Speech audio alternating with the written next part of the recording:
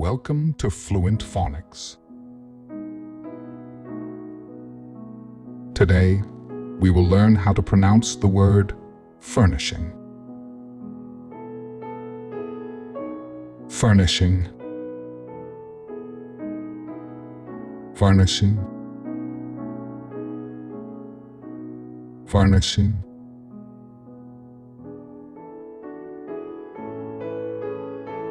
Here's an example of how one might use it in a sentence.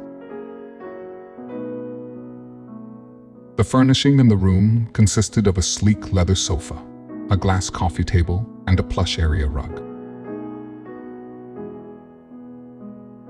Furnishing refers to the furniture, decorations, and other items that make a space functional and comfortable, such as sofas, tables, and rugs.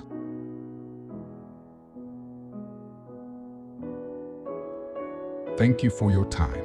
If you enjoyed this, please like and subscribe for further content.